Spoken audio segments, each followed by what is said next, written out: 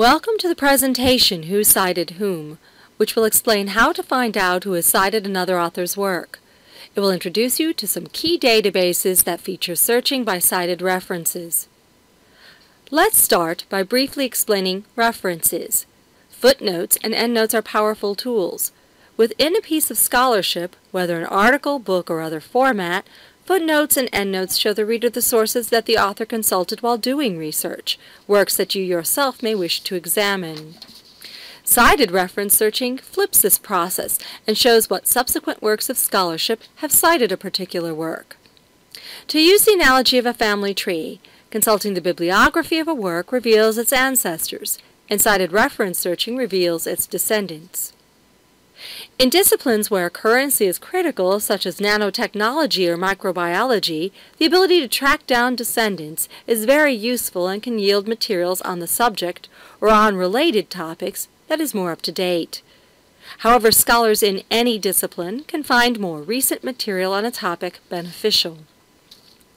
It is important to know that most databases that offer cited reference searching are primarily pulling the references from journals, not from other types of publications.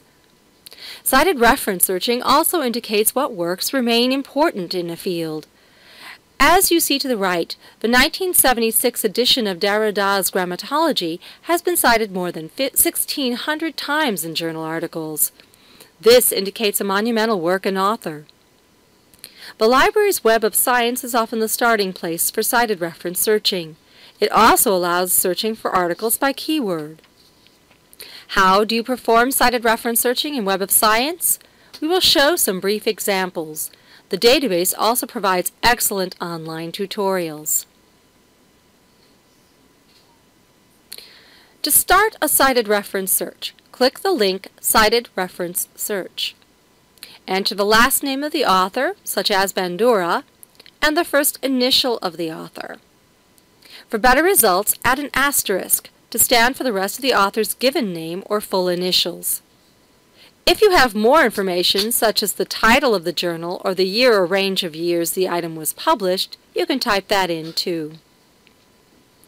You will retrieve a list of works by the author or other authors with the same last name and first initial that has been cited by other authors.